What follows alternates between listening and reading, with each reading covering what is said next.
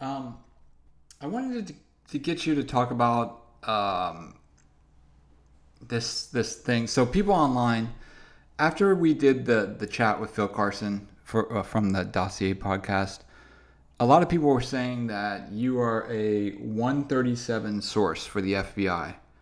Um, I'm not sure where they got that because that wasn't really. I don't know. I'll let you talk about it. What are your thoughts when you see people saying that you're a 137 source for the feds?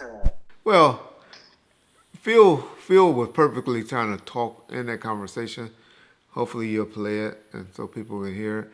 Now, in 1996, in sort of the summer around that time place, there seemed to be some federal investigations that were going on into death row by the ATF, the IRS, possibly the FBI. When you guys were going through that, was that was that something you were aware of, or was something it was information you found out later on? I didn't find out about the investigation until after uh, I think Suge was taken into custody on the probation violation. That's when Dan McMullen and an ATF agent by the name of John met me at the House of Blues, and on Hollywood on Sunset, and said that they needed to talk to me and they wanted to uh, put some things on the table and let me know what was going on, and it was being investigated. And so I guess that's why Bill Carson calls me an FBI informant, because he knows as Whoa, well whoa, as. whoa. Oh, oh, Go hey, ahead. Reggie, hold on a second. When have Yeah. I ever said that you're an FBI informant? That's on Tell your me. on the podcast, on the podcast. No, no. You're listening to the wrong Okay. podcast. Then I have Ah, never let me- ever stated you were an FBI informant. I want to be clear about that. okay. Well, that's good to clear up. So Okay.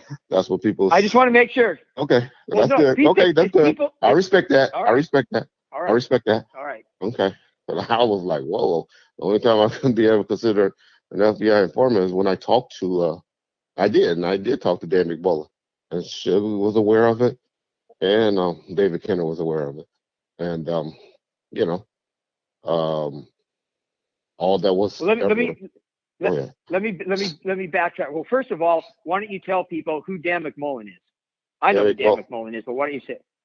Dan Go McMullen ahead. is an FBI agent that was assigned to investigate death row for, I believe, those items you just laid out.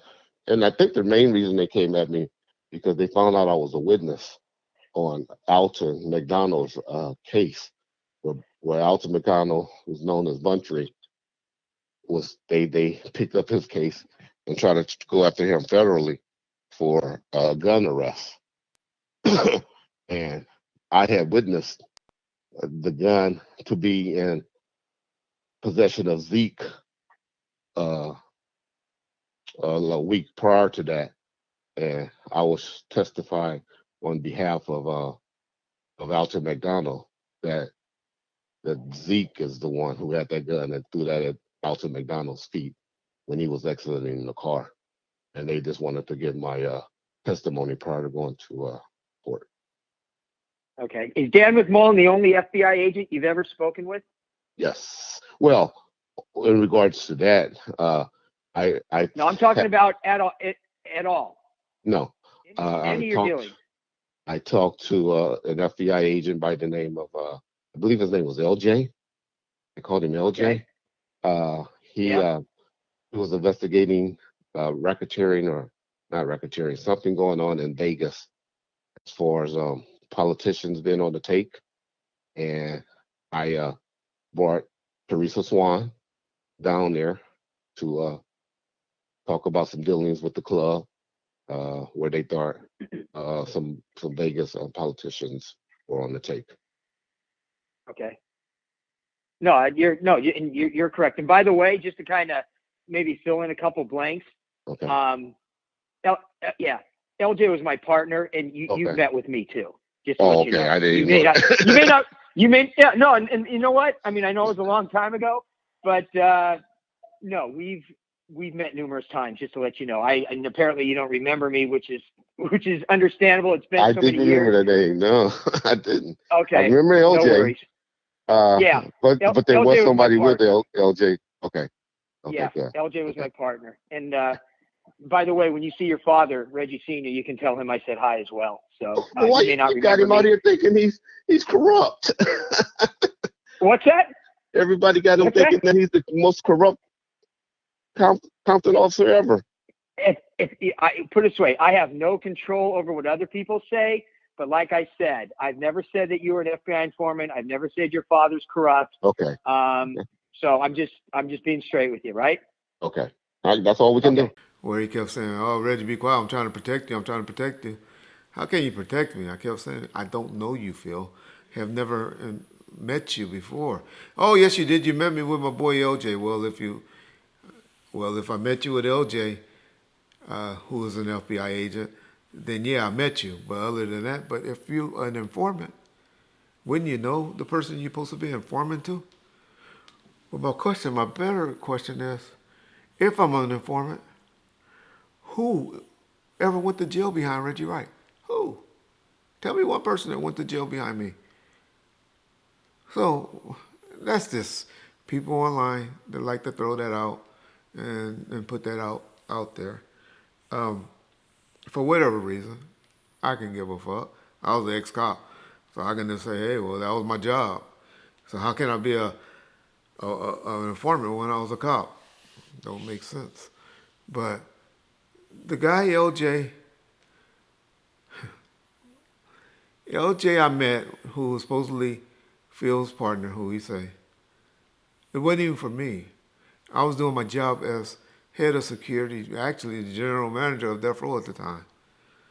There was a female that had a lot of interactions in the Club 662, that I took down there. And I'll tell you all the time, you get a legal person and you take them down there and cooperate.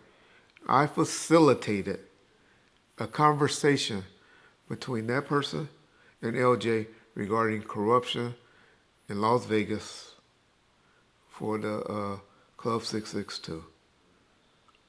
Because they will, and I believe in doing that so they won't be coming knocking at your door, coming to your jobs, embarrassing you. You just go down there and talk to them.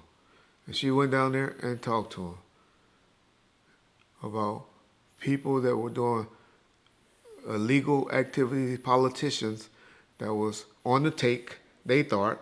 I don't even know what happened because I wasn't in the meeting. I just brought the person there and facilitated the meeting. And that's the only time that I ever met the guy LJ, who Phil said was his partner.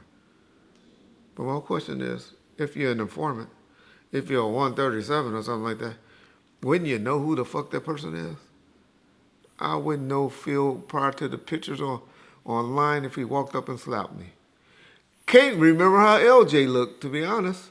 I just remember the name because the name was LJ. Something easy to remember. It's the only time I ever met with some FBI agents during that time period. So, yeah, that's what people like to say. That's how the conversation was going.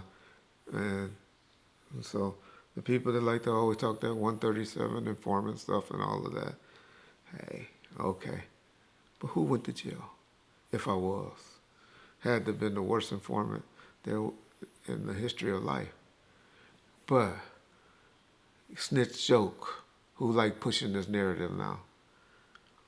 You gotta do that was your crimey, that got in the car with you, that you got on the stand and testified for. The brother's out. He's out now. He's telling the whole story. You not a 137. You's a rat. Oh, Reggie, well, you went for Keefy D. What did I say in that grand jury testimony about Keefy D? As much as I hate that nigga, as much as I want him in prison, as much as I could have made up if I wanted to, what did I say that was incriminating on Keefy D? I just laid out an atmosphere. That's my job. for being the head security of death row at that time. So you gotta know who y'all sources are. That homosexual from the UK gonna keep feeding y'all that bad information, and y'all gonna keep listening to him. But y'all the ones, dirt gonna keep getting exposed. Because everybody now knows you's a rat. You's a snitch. You testified on a crime. Big difference, bro. Big difference.